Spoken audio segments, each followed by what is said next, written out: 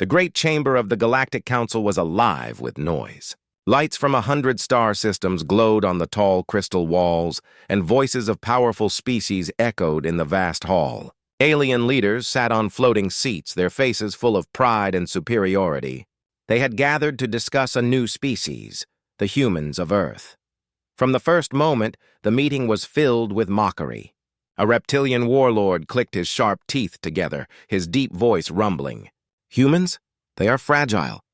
Their bones snap like dry sticks. One storm on our world would kill an entire city of them. An insectoid queen fluttered her wings and hissed with laughter. They need air, water, and food every few hours. They cannot survive hunger or heat or poison. A weak species. Nothing more. Even the machine minds, usually cold and silent, joined in. One of them projected its voice through metallic speakers. Their technology is centuries behind. Their ships are primitive. Their weapons, laughable. The hall shook with laughter. The council had judged many species before, but rarely had they found one that seemed so weak. To them, humans were a joke, a species meant to bow before stronger civilizations, but not everyone was laughing. On the far side of the chamber, a quiet figure sat in the shadows. He was Ambassador Selvar, one of the oldest members of the council. His scaled skin had grown pale with age, and his voice was low, almost like a whisper. While the others mocked, his eyes were fixed on the glowing report in his hands. It spoke of Earth, of history, of wars fought long before the council noticed humans. Selvar raised his hand slowly. The laughter dimmed. "You are too quick to laugh," he said. His voice was not strong, but the words carried weight. "You see fragile bodies, but you do not see what they have endured. You see their old ships, but you do not ask how they built them so fast. You judge them weak because you do not understand them," the reptilian warlord growled. "What is there to understand? They are nothing." Selvar's eyes glowed faintly in the council light. "Nothing?" He leaned forward. "Then why have all attempts to conquer them ended in silence?" The hall grew still. A few alien leaders shifted in their seats. It was true. Long ago, smaller empires had tried to land on Earth. None had returned. The council called it bad records, lost expeditions. But deep inside, some wondered if the truth was different. Selvar placed the report down. Humans have survived ice ages, storms, and wars that burned their world. They have killed predators many times stronger than themselves. They have faced extinction again and again, and each time they adapted. An insectoid general hissed angrily. "Are you saying these apes are dangerous?" Selvar did not answer right away. He let the silence hang heavy in the chamber. Then he said softly, "I'm saying they are underestimated. And underestimation is always the first step to defeat." The council broke into noise again. Some laughed louder, mocking Selvar as a coward who feared weak creatures. Others argued, demanding proof. But through all the shouting, one thing was clear. The humans would soon be tested. At the end of the meeting, the council passed a decision. A fleet would travel to Earth, not to destroy it, no, not yet. They wanted to teach the humans respect, to make them kneel before the power of the galaxy. The reptilian warlord himself volunteered to lead the expedition. His eyes gleamed with cruel confidence. "By the time I return," he promised, "these humans will crawl on their knees. And then, Council, you will see how weak they truly are." The floating seats moved away, and the chamber emptied. But Selvar remained seated, staring at the report glowing in his hand. His old heart felt heavy. He knew what was coming. He knew the laughter of the council would not last forever. Far across the stars, on a small blue planet, humans looked up at the night sky. They saw nothing yet. No ships, no fleets, no danger. But their world was about to change, and the galaxy was about to learn a lesson it would never forget. The Galactic Council believed the decision was final. A fleet was prepared, shining warships fueled and armed, all ready to travel toward Earth. The reptilian warlord, General Korath, promised quick victory. The council chamber filled with talk of conquest, tribute, and humiliation for humanity. But in the quiet corners of the galaxy, not all shared this confidence. In a hidden archive buried beneath the icy mountains of Serion Prime, an alien historian walked slowly between rows of glowing data tablets. His name was Ithran, an old scholar with 4 thin arms and tired eyes. For years he had studied records of forgotten wars, failed invasions, and lost fleets. His work was ignored by most. The council preferred tales of victory, not of defeat. That night, as news of the Earth mission spread across the galaxy, Ithran opened a sealed section of the archive. The tablets inside had not been touched for centuries. Their light flickered weakly, as if even the machines wished to forget what was written there. He whispered to himself as he read. Again, always the same. They went to Earth and none returned. The first tablet told of a proud empire long before the council was formed. They sent soldiers to Earth expecting an easy conquest. But after the landing, all signals went silent. No distress calls, no surrender, nothing. The empire sent another fleet. That too vanished. Within decades, the empire itself collapsed. The second record came from a different species, insectoid raiders who once hunted across the stars.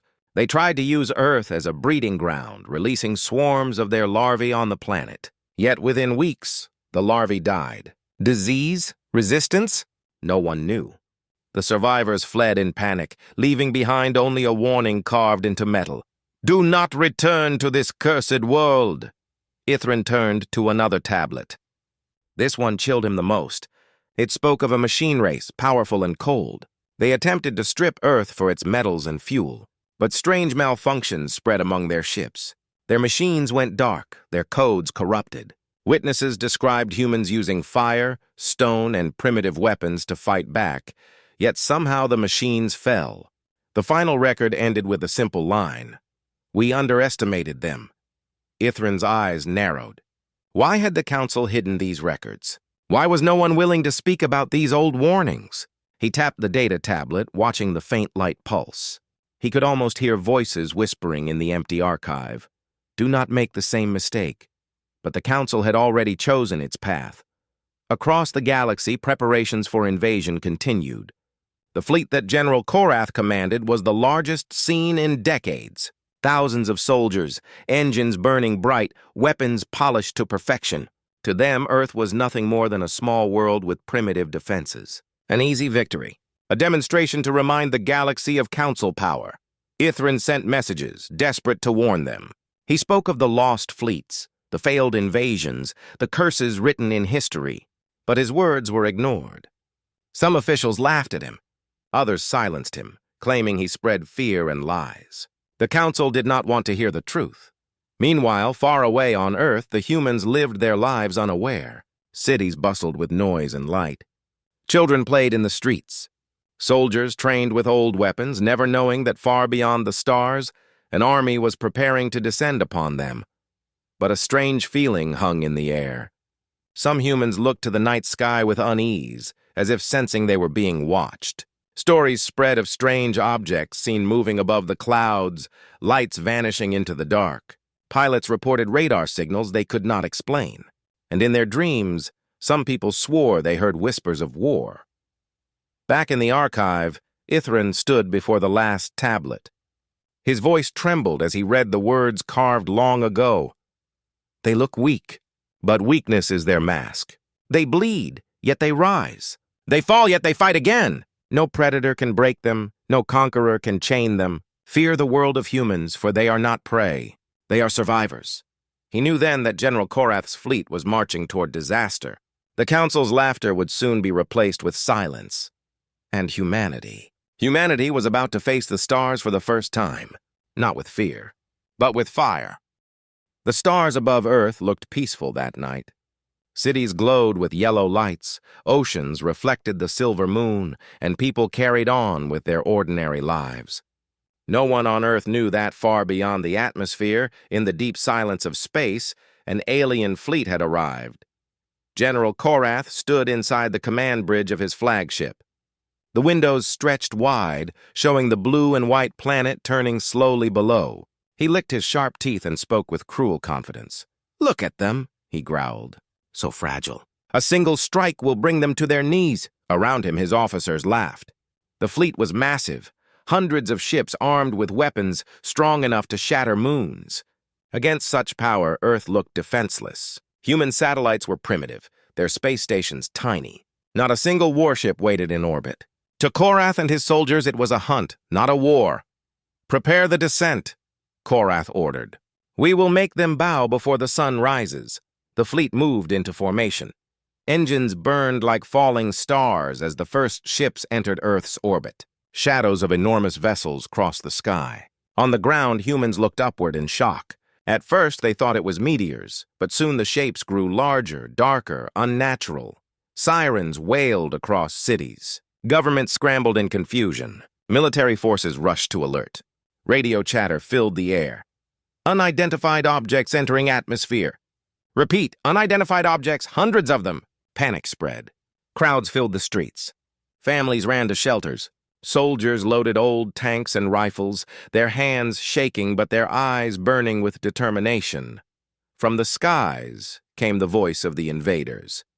The alien fleet broadcasted a single message across every channel, translated into human tongues. "This world is now under the command of the Galactic Council. Surrender, and you will be spared. Resist, and you will be crushed." The words echoed through homes, bases, and streets. For a moment, silence followed. Humanity had never heard a message like this before. An entire planet held its breath. Then, something unexpected happened.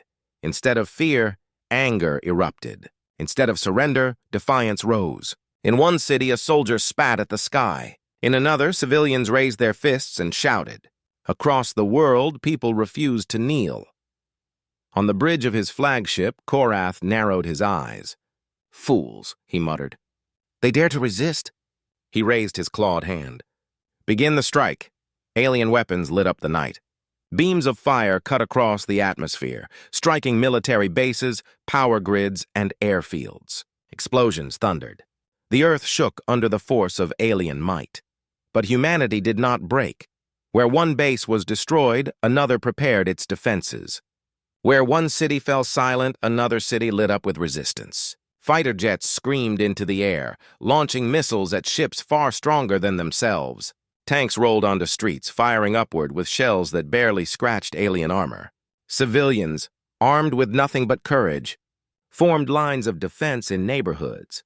On Earth's surface, the first battles began. In a forest outside Eastern Europe, alien troops landed with heavy walkers. They expected an easy march. Instead, the forest came alive with gunfire. Hidden trenches, camouflaged soldiers, and homemade explosives tore into the alien ranks. The trees shook with the sound of resistance. In a desert outpost, humans faced overwhelming odds. Drones hovered above, dropping energy blasts. But the humans fought in the sand using old vehicles and desperate tactics. When their ammunition ran out, they fought with knives, with fire, even with bare hands. Korath watched reports of resistance with growing irritation. "Their weapons are outdated. Their tactics are primitive. Yet they continue to fight?" One officer hissed nervously. "General, their morale." "It is unlike anything we have seen." Korath slammed his fist against the control panel. "They are only delaying the inevitable. Crush them harder. Leave nothing standing." But deep in the silence of space, beyond Korath's arrogance, something else was happening. Humanity was learning. Every hour of battle, every strike of alien fire, every crash of falling ships, humans were watching, adapting, surviving. And in the chaos, a strange truth was beginning to form. The galaxy's most advanced warriors had walked into a war they did not understand. On the ground, as smoke filled the skies and cities burned, one human soldier raised his rifle against the endless night and whispered, "We will never kneel." The first encounter had begun, and it was nothing like the aliens expected. General Korath believed victory was close. His fleet rained fire on Earth. His soldiers marched through cities, and alien banners were planted in smoking ruins. Yet something unsettled him. Reports kept returning of unexpected resistance. Human losses were heavy, but still they fought. Still they refused to surrender. Korath called it stubbornness. But in truth, it was something far more dangerous. In the ruined streets of a European city, alien patrols advanced with confidence. Their armor glowed in the firelight, their weapons ready. They laughed in their guttural voices at the humans hiding in the rubble. Then the ground shook. A building collapsed behind them, releasing clouds of dust. Out of the smoke, human fighters rose from hidden tunnels. Explosives detonated beneath alien machines, tearing them apart. Gunfire cracked from rooftops, echoing like thunder. The patrol was caught in a trap. Within minutes, the hunters became the hunted. The survivors stumbled back, confused and bleeding. One officer shouted, "How?" "Their weapons are old. How are they defeating us?" But this was only the beginning. In the dense forests of South America, alien walkers moved slowly between the trees. Their sensors scanned for heat, searching for humans. The jungle was silent, too silent. Suddenly, the silence broke. Arrows tipped with fire rained down from above.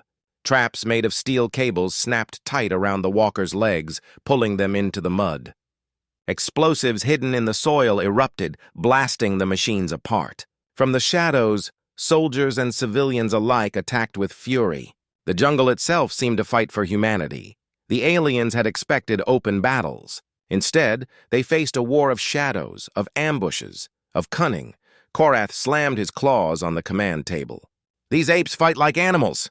They do not follow the rules of war. They should break. They should kneel." But his officers looked uneasy.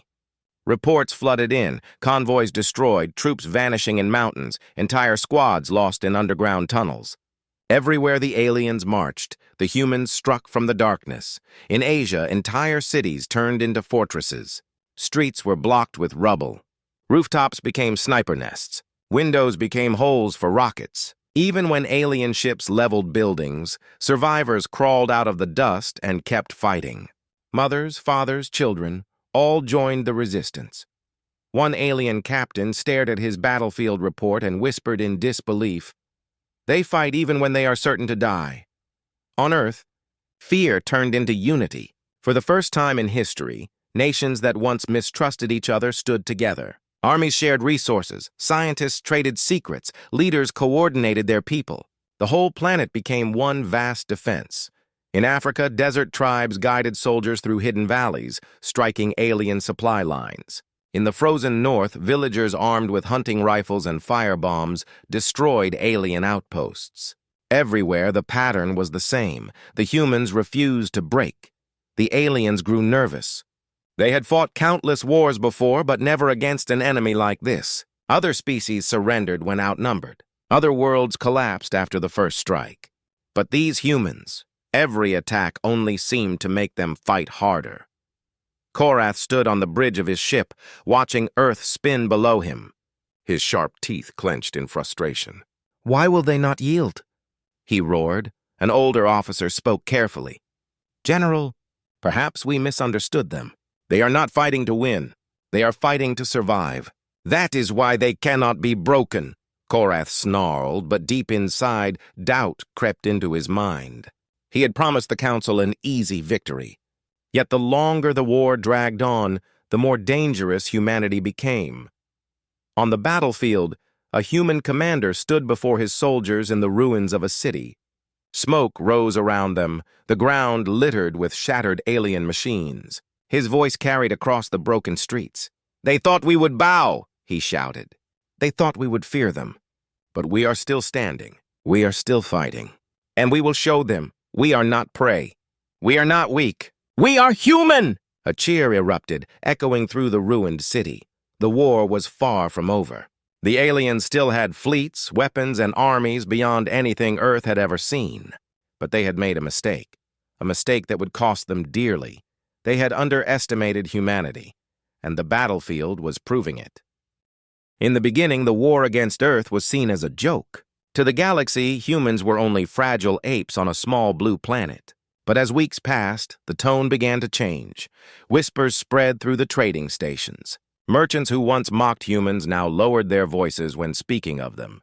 Refugees from the edges of Earth's battle zones told stories of impossible survival, of soldiers who fought even when their weapons were gone, of civilians who used fire, traps, even bare hands to bring down alien invaders. At first, many laughed at these stories. "Exaggerations," they said. "Fairy tales." But the stories did not stop. They grew, carried by travelers across the galaxy, and slowly, laughter turned into unease. In a smoky tavern on the mining world of Dracos, a group of mercenaries sat around a table. One of them, a scarred insectoid veteran, leaned forward and whispered, "I saw it myself. A human soldier. He was shot, bleeding, half dead, and yet he still charged. He dragged 2 of my comrades into the fire before he fell." The others stared at him in silence. Mercenaries were not easily shaken, but even they could feel the chill of his words. On the great trade hub of Vera, a crowd gathered around a merchant ship captain who had escaped Earth's orbit. His voice trembled as he spoke. "We thought they would surrender. Instead, they fight like no species I have ever seen. They don't break. They don't run. They adapt to every weapon we use. It's as if their weakness makes them stronger." The listeners shivered. The galaxy knew many predators, many warriors, but never a species that fought to the last breath with such fury. Back in the Galactic Council, reports grew darker each day. General Korath's fleet, once confident, was now strained. Supply lines were cut by human ambushes. Soldiers whispered of nightmares, of battles where every shadow hid a human waiting to strike. Even alien officers who had never feared death now hesitated before stepping onto Earth's soil. Ambassador Selvar, the old council member who had warned them before, sat silently in the chamber. He watched as the same leaders who once laughed at humans now argued in fear. "They should have been crushed by now," the reptilian counselor shouted. "They are primitives! How can this be possible?" Another hissed. Selvar finally spoke, his voice calm but sharp. "You did not listen. You underestimated them, and now you see the truth. They are not prey. They are predators who learn to survive everything their world threw at them. Did you think such a species would surrender easily?" The chamber fell quiet. Even the proudest leaders had no answer. Beyond politics, fear was spreading faster than war. In quiet homes across the galaxy, alien parents told their children bedtime stories of the Death Worlders, humans who lived on a dangerous planet and fought like demons when threatened. These stories were not meant to inspire courage. They were warnings. "Never cross a human," they whispered. "Never make them your enemy." Meanwhile, on Earth, the humans felt the change too. They could sense that the aliens were no longer certain. Soldiers noticed hesitation in their enemies' movements. Civilians saw fewer patrols on the streets. The once confident invaders now glanced over their shoulders, afraid of what might be hiding in the dark. In a ruined city, a group of alien soldiers sat inside a damaged outpost. One of them whispered, "They are everywhere. In the forests, in the ruins, in the skies, even in our dreams. I can't fight them anymore." His commander silenced him with anger, but in his own eyes there was fear. Korath felt it too. From his flagship, he stared at the endless reports of losses, sabotage, and resistance. He could crush cities, but he could not crush the human spirit. And worse, the galaxy was watching. What began as a war of conquest was becoming something far more dangerous. Humanity was earning a reputation that spread faster than any fleet. Selvar's words echoed in the minds of many. Underestimation is always the first step to defeat. And now, for the first time, the galaxy began to wonder, if this is how humans fight when weak, what will they become when strong? The fear was no longer only on Earth's battlefields. It had spread to the stars. For weeks, the war had raged across Earth. Cities burned, skies filled with smoke, and oceans carried the wreckage of alien machines. The invaders still had the advantage in numbers and technology, but something had changed. The humans were no longer only defending. They were learning. Inside underground bunkers and hidden labs, scientists worked day and night. Captured alien weapons were pulled apart, studied piece by piece. Engineers tested engines ripped from downed ships. Soldiers trained with stolen rifles, awkward at first but improving quickly. Every hour, humanity grew stronger. General Korath watched the reports with unease. His soldiers were still fighting, but losses increased. Patrols disappeared in mountains, fleets lost ships to daring counterattacks. "How do they adapt so fast?" he demanded. No one on his bridge had an answer. Then one night, the galaxy itself received its first shock. High above Earth's orbit, a human fleet appeared. The ships were not elegant or advanced. They were patched together from old rockets, space shuttles, and stolen alien technology. Some looked barely able to fly, but against all odds, they launched into the stars. At their head was a single massive vessel built from the broken remains of an alien warship. Painted on its hull were bold white letters, HSS Defiance. The alien sensors blinked in disbelief. "Impossible!" one officer gasped. "They should not even understand our systems yet." But humans had always learned fast. The Defiance and its escort of smaller ships charged forward.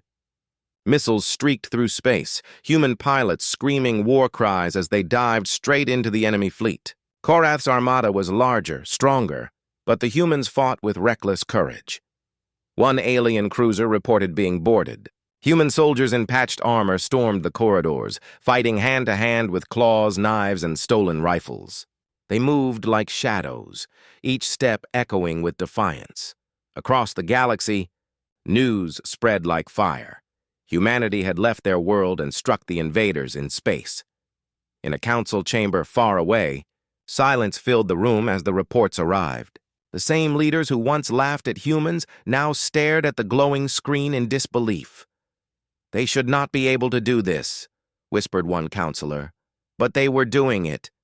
In the battle above Earth, alien ships burned. Explosions lit the void like dying stars. The humans lost many vessels, but they fought on, refusing to retreat. For every ship destroyed, another hurled itself forward in sacrifice. For every pilot lost, another took their place. Inside the bridge of the Defiance, a young commander stood tall. Smoke filled the room, sparks showered from broken panels, but his voice was steady. "Hold the line," he ordered. "Show them that we are not afraid." And the crew obeyed. Hours later, the unthinkable happened. A large alien battleship was destroyed by human fire. Not crippled, not disabled, destroyed. The shockwave echoed across both fleets. The humans roared in triumph. The aliens, for the first time, felt true fear. On his flagship, Korath slammed his claws against the table. "No, this cannot be!" But it was real. Humanity had turned the tide. The humans did not win the battle completely. Their fleet was battered, their losses heavy. But they had proved something greater than victory. They had shown the galaxy that they could fight in space, that they could take alien technology and make it their own. And most terrifying of all, they had shown they could adapt faster than any species before them. In the shadows of the council chamber, Ambassador Selvar whispered to himself, "It has begun. The turning point.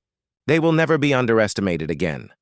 From that moment, the galaxy's fear grew into dread. If humans could do this with scraps, what would they become in 100 years? In 50? Even in 10? The Council realized too late that the war for Earth was no longer just about Earth. Humanity had stepped into the stars, and they would not stop there. The war that began with laughter ended in silence. General Korath's mighty fleet, once so confident, limped back in shame. His ships were scarred, his soldiers broken, his promises of easy victory turned into bitter defeat. He had not crushed humanity. Instead, he had awakened something far more dangerous. Across the galaxy, every species now spoke the same words. The humans fought back. Merchants repeated it in hushed tones. Mercenaries carried it like a warning. Even children whispered it at night. Do not underestimate them. The Galactic Council could no longer ignore the truth. A special session was called. The great crystal chamber filled with leaders from every star system. But this time there was no laughter. No mocking voices. No dismissive smiles. They waited in heavy silence. The doors opened. And for the first time in history, a human walked into the chamber. He was not a conqueror. He was not dressed in shining armor. He was an ambassador, his uniform plain, marked with scars of war. His face carried the exhaustion of a species that had fought on the edge of extinction, but his eyes held a fire that no alien could meet without flinching. Every seat in the chamber turned toward him. The sound of his footsteps echoed like thunder in the still air. Ambassador Selvar, the old council member who had warned them from the start, lowered his head with respect. He had seen this moment coming, though none had believed him. The human reached the center of the hall. He stood tall, surrounded by species who once called his kind weak. For a long moment he said nothing. The silence pressed heavier with every passing second. Finally, his voice cut through the chamber. Calm, steady, unshaking. You underestimated us. Not a single counselor spoke. You looked at our bodies and saw weakness, he continued. You looked at our weapons and saw failure. You looked at our world and saw prey. But you forgot one thing: we are survivors. We have faced ice and fire, hunger and war, monsters greater than ourselves. And every time we rose again. His words echoed off the tall crystal walls. Some counselors shifted uncomfortably in their seats. Others lowered their eyes, unable to meet his gaze. You sent your fleets to burn our home. You tried to chain us. But the more you struck, the stronger we became. We fought you in forests, deserts, mountains, and ruins. We fought you in space. We fought with whatever we had: sticks, stones, knives, rifles, ships built from scrap. And still we stood. The ambassador's hand tightened on the podium. His voice grew sharper. Now you fear us, and you should.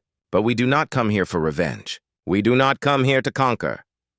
A hush fell deeper over the chamber. Aliens leaned forward, waiting for the demand of humanity: slavery, tribute, blood. But the human spoke only one word: respect. His eyes swept across the chamber, meeting every leader. That is all we ask. Not worship, not fear, respect. We are not weak.